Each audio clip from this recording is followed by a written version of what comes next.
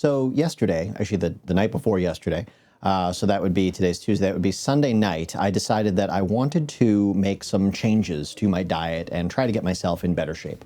And I am not the kind of person to take anything on lightly or to half-ass anything when it comes to, actions in my own life or projects that I want to take on. I tend to dive full speed into things, which sometimes works out and sometimes doesn't. But when it comes to dieting, I have a bad habit of going full bore right out of the gate, because I guess I don't really see a reason not to. People will say like, oh, if you switch your diet up too much, especially if you're going into a heavily restrictive diet, you're going to have some negative impacts on your body. You might get some brain fog, some headaches, some general tiredness or weakness. You might even get some cold or flu-like symptoms depending on how aggressive the diet is. And I've sort of just come to accept that that's how it is. And like, if you want to make a drastic change and you want to get started, then your body is going to react, at least from the beginning, in a drastic way. You're also typically going to lose the most weight during the first week or two. So it kind of makes sense. Like, you're getting this huge immediate return, and in response, there's going to be this huge immediate impact on the way you feel. But then things kind of taper out, right? Your weight loss kind of steadies off. The way you feel, your energy levels kind of steadies back out. And you reach this equilibrium where, yeah, it still sucks if you're dieting and you're going through maybe an aggressive exercise regimen, but it's manageable and you can get through it and you're going to continue to see results. That's the idea, right? So I know of a few things that have worked for me in the past. I know that cardio works really well for me if it's done on a light and consistent basis. Sort of if I do a low-level, low-impact cardio for an extended period of time, maybe 45 minutes or an hour every day, I've seen that have a very positive impact on me, on my body. I mentioned in another video when I was living in the city back when I was in my early 20s, and obviously the way that your body responds to exercise and diet is very different in your early 20s than it is in your late 30s, which is where I am now. But in theory, I know the things that have worked for me in the past, so I'm going to try to implement them again now. And so one of the things that worked for me then was windows, like daily windows of low impact, like long duration cardio. So something like jogging or elliptical. Now, I can't jog anymore. Like right now at my current weight and the current physique of my body, I can't jog.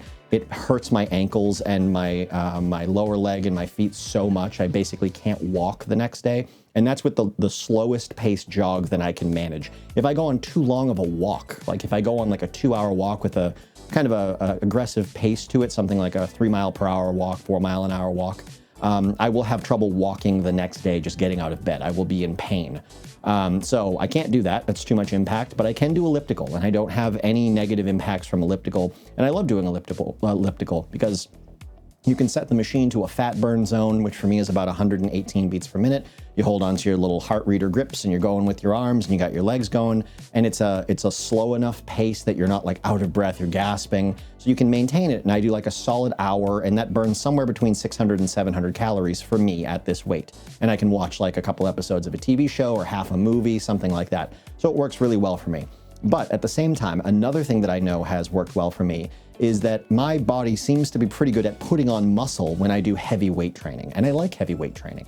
I really like the approach that Mike Mentzer sort of pushed for, or that he taught. Granted, I know he was on like cocaine the whole time he was a bodybuilder, but the methods that he has where you're attempting to reach the burnout of your muscle in as quick a time as possible, so you're not wasting excess energy and time in the gym to achieve that muscle building point in your exercise.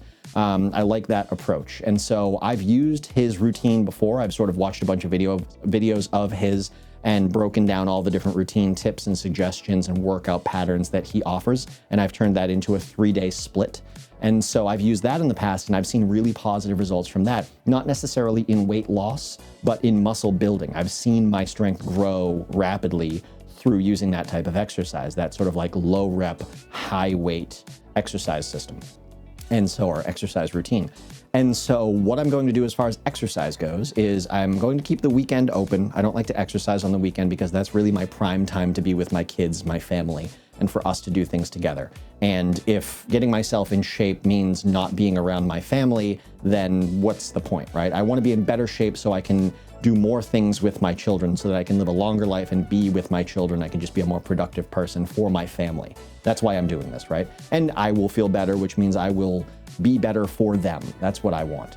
And so if it's going to take away all my time from my family, there's no point in doing it. So weekends are going to stay open. That leaves Monday through Friday. Monday through Friday, I'm going to do a Monday, Wednesday, Friday heavy weight routine. That's my 3-day split that I worked out with sort of the Mike Menser technique. And then Tuesday, Thursday, I'm going to do an hour on the elliptical to get a good cardio in. On top of that, we've got the diet. And I'll get into sort of supplements at the end. But this is going to be very extreme. I'm not recommending this for anybody. I'm just letting you guys know what I'm going to be doing. I'm hoping that through these videos, you'll actually be able to see this change happen. But the diet is going to be implementing a couple of things. Fasting, an aggressive fasting that's almost sort of a biblical fasting, because I want to give that a shot. I've been reading a lot about that, and I feel like it's a real thing that the Bible recommends, that we should fast in times of need, when we have questions that need to be answered, when we have prayers that we want to focus on, when we need help with getting over our sinfulness or our addiction. I basically have an addiction to eating. When we want help with those things, fasting is one way to sort of clarify or clear our minds and our lives of the noise so that we can focus on receiving that help through the Spirit. Not to get too much into that. But so fasting and diet. So what am I going with? Obviously a heavily reduced caloric intake, mixed with fasting, and then some bulk fasting on the weekends. So what it looks like is this. I'm going to get up at 4 a.m. I'm going to take a pre-workout. Right now I have the CBum, Chris Bumstead pre-workout, which I've been liking. That's a big jolt of caffeine and beta-alanine, essentially. So it wakes you up, it gets you ready for the gym, and it gives you a little bit of an extra pump at the gym. Not that I really care about a pump or anything like that. I'm not at the place where you could even see a pump.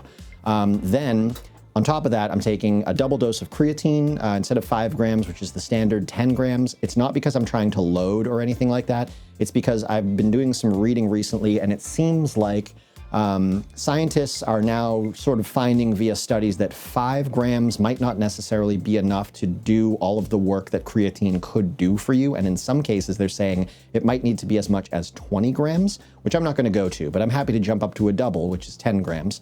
And what they're saying is that that dose of creatine can not only help with sort of like keeping your muscles hydrated and looking a little more full, but also with muscle reparation or repair after you do a heavy workout.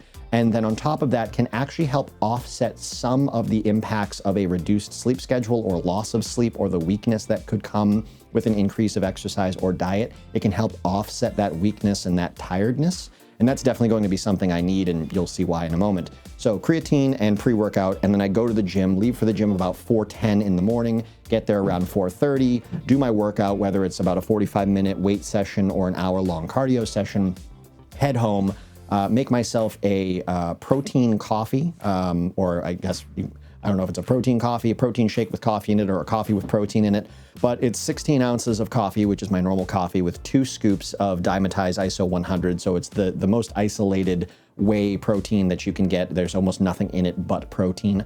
There has to be there's always going to be some fat and some sugar, but you want as little as possible. You want it to be as pure a protein as possible. 2 scoops of that, so 50 grams of protein mixed into my morning coffee with some light cream, so avoiding sugar there, and some Splenda for sweetener, which has pretty much no glycemic impact. So it's a no sugar coffee for the most part. I think it's something like 6 grams of sugar from the combination of the coffee and mostly from the protein. So 50 grams of protein with coffee, so more caffeine to help me get going, because caffeine also helps with your appetite suppression.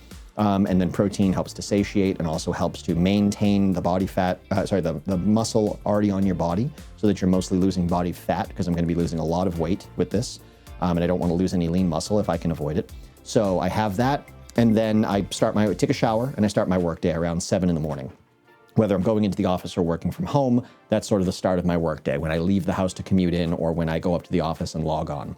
I'm going to do work until about 11:30 or noon. At that point, if I'm at the office, I'll drive home. If I'm at home already, I'll be home. And when I get home or when I go downstairs, I will make myself my lunch, which is going to be a protein shake, 2 more scoops of the dimetized ISO 100. So it's another 50 grams of protein with whole milk, because I do want to get some fat and some sugars just to keep myself going through the day, but minimal. So the 2 scoops plus I think it's something like 12 ounces of whole milk ends up coming out to just about 400 calories for the protein and the thing. So the whole shake is about 400 calories. The coffee in the morning is about 400 calories. because it's 200 calories of light cream, which is about 100 grams of light cream, and then the 2 scoops of protein that are 110 a piece. So that's another 400 in the morning.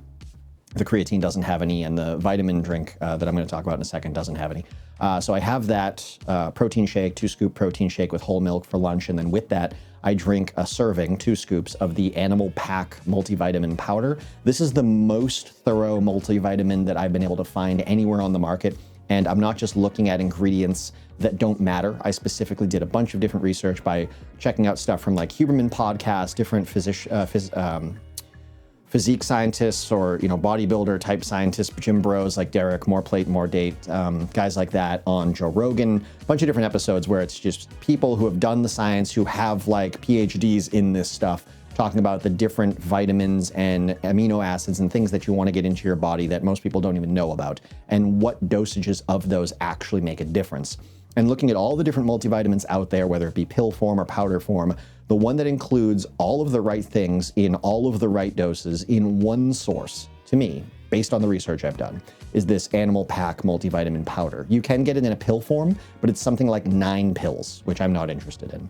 So it's 2 scoops of this multivitamin powder mixed in with water. You chug it down and you have Neon P for the rest of the day. But it is all the stuff that you could want from any set of supplements in one place, other than amino acids, which I'm going to be getting from protein source and meat. But we'll get onto that in a minute. So that's my lunch. That's protein shake, 2 scoops with milk, and my multivitamins. So then I work through the rest of the afternoon. I get to dinner time around 5 o'clock.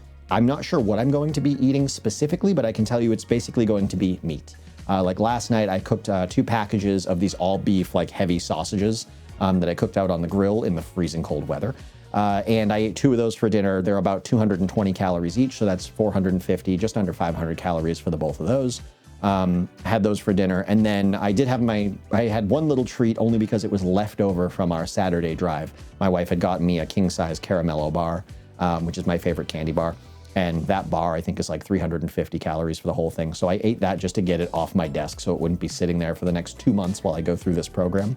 But other than that, I had those 2 sausages, which is about 450 calories for the 2 of them. So looking at the day, and my plan is to eat about 500 calories worth of whatever meat at night, some kind of a fatty meat. I don't think I'm going to be adding cheese or salsa or any kind of sauces, or certainly not any breads anytime soon. I just want to stick with pure meat. And so looking back at the day, right, it's essentially a double protein shake with coffee and light cream in the morning, so not really any sugar there, with creatine. Then before that, the pre-workout for the gym, also not really any sugar there, but a good amount of caffeine to help get through the day and help with appetite suppression. Then at lunchtime, I have another protein shake, double scoop with milk, so that's a bunch more protein, a little bit of fat, a little bit of sugar, and the multivitamin drink. And then at dinner time, I'm just having 500 calories worth of meat, whatever it may be, which is just gonna be protein and fat, no sugar there. So it's a very low sugar diet. It's not quite carnivore, but it's definitely keto. It is very low calorie overall throughout the day. It's gonna be something like, I forget, I had ChatGPT do all the calculations, and on average, it's gonna come out around, I think, 1,300 calories a day. To sustain with my daily burn plus my current weight, I would be at something like 3,500 calories a day, so it's quite a deficit. And then when you factor in the 3 times a week heavy weight training and the 2 times a week long-term or long-form low-impact cardio on the elliptical, I'm at a huge net negative for calories by the end of the week. Oh, and then to get into the next sort of like major component of this, on the weekends, so starting, I'll have my multivitamin and my protein shake at noon on Friday. But then I'm not having dinner Friday night. I'm not having anything other than water for the rest of Friday night. I'm not having anything but water on all of Saturday. I'm not having anything but water all the way Sunday up until dinner time, where I will have my 500 calories of meat, because I do have a workout coming Monday morning and I need some energy reset for that. And so basically I'm doing something like a 48-hour fast from Friday at noon until Sunday evening, where I'm not consuming anything but water. And that's every weekend. So that's another 2 full days of caloric loss, where I'm burning through about 3,500 calories a day, not exercising those days, but still chasing the kids around and doing stuff around the house. So that's another 7,000 calories net like loss on the weekends, every weekend. And so if I can stick with this, and again, I realize this is very aggressive. So it's the diet, it's the exercise 5 days a week, and it's the full fast on the weekend with nothing but water, also known as a water fast, right? I was considering doing a dry fast, which is no food, no water, just nothing for 48 hours. But I feel like going back into Mondays would be really hard. And I don't really think the dropping the water would be beneficial to my goal, which is weight loss while maintaining strength. And so that's my plan. I'm on day 2. I woke up with a little bit of a headache, but after having had my coffee this morning, which I didn't have the coffee yesterday, I didn't have any coffee made, so I had to skip it. And I didn't make it to the gym yesterday morning. I also didn't make it to the gym this morning, and this is something I'm going to talk about in a second. But I am on track with the diet today. I actually have to go upstairs, don't have my watch on. I have to go upstairs and have my second protein shake and my multivitamins for lunch. But I am on track today other than the gym, and I'm going to try to make it to the gym tomorrow. I plan on doing this for 2 months. So we are on, I think, December 9th today. I'm going to do this through to January 9th and then through again to February 9th. And that will be the 2-month point. And according to ChatGPT, factoring in like metabolic slowdown and weight loss over the course of this diet and exercise routine, it's estimating that I'm going to lose somewhere between 45 and 60 pounds in the next 2 months. That is rapid, that is aggressive, that is borderline unhealthy. I get that. I have tried many things in my life, in my adulthood, in the last 17 years, almost 20 years. I know what works, I know what doesn't work, I know my body, I know what I can take, and I know when to stop if I need to stop. The only thing that I'm having trouble with right now is there's a very tight sleep window. I go to bed around 9:30, 10 o'clock at night. I then have to get up at 4 a.m. and go straight to the gym. That's 6.5 hours. If that's not a strong, solid 6.5 hours, I don't have enough sleep. Even with the upped dose of creatine, even with all of the caffeine in the morning, that's not enough sleep to function well. I will be foggy, I will be a little disorganized, I will feel weak, and that's not good. So I need to get good at sleeping. I need to get good at falling asleep and staying asleep. And that's hard when you have 3 kids under the age of 7. Luckily, my wife is fully aware that I'm doing this. She supports me in this. She's always supported me in my efforts to get into better shape. She's on her own little journey trying to figure it out for herself, and I'll help her however I can with that. But she knows that I need to be in bed at 9:30. She needs to really not bother me anytime after 10 o'clock.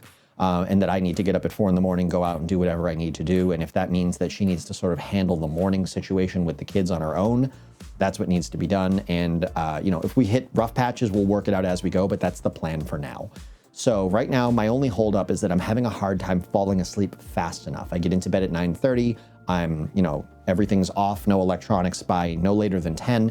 And then I just lay there and I'm still awake at 10:15, and I'm still awake at 10:30, and I'm still awake at 11, and I'm still awake at 11:30, and I'm tossing back and forth. I mean, part of it is the weather outside has gotten colder, so we've turned the heat up. The heat in our room tends to really crank up, so I have to sleep like on top of the covers, which isn't comfortable for me. So I'm working on the sleep thing, but as soon as I can get the sleep thing hammered out, I'll be able to wake up at 4 in the morning and go to the gym. And I'm not so worried about the gym component. I do obviously want to get that going as quickly as possible, but the diet is where a lot of the weight loss is going to come from. The gym is really there to accelerate the weight loss and to make sure I don't lose any or as little as possible lean body mass. I want to maintain as much strength as I can so that when I get to the other side of this 60 days where I've lost hopefully somewhere in the range of 50 pounds, I still look like I have a good amount of muscle on my frame and I don't just look like a bunch of saggy skin inside of a fat bag. That's never happened to me before with weight loss. I've always been able to maintain or put on muscle, but obviously this is really aggressive, so we'll see how it goes. Anyways, just wanted to throw that out there. If you notice me in videos looking any different, or if I ever seem like I can't think straight, that's probably because of this diet. And I'll probably give you an update, at the 30-day mark and obviously at the 60-day mark, and hopefully it'll be obvious whether or not it's working. If for some reason I have to stop it, I'll let you know, or if I have to change it, I'll let you know. But yeah, not going to turn this into a health and wellness or fitness or exercise channel or anything like that. Just wanted to share. It's a thing that I decided to start. This is how I do things. I just come up with an idea. I think about it for a bit. I come up with a plan and I just go. And so that's what I'm doing. So I started it yesterday. This is day 2. Hopefully tomorrow I can start with the gym. And that's all. So anyways, hope you guys have enjoyed this. If you have any questions or want any details or specifics, feel free to ask and I can answer down below. And yeah, I'll see you in the next video.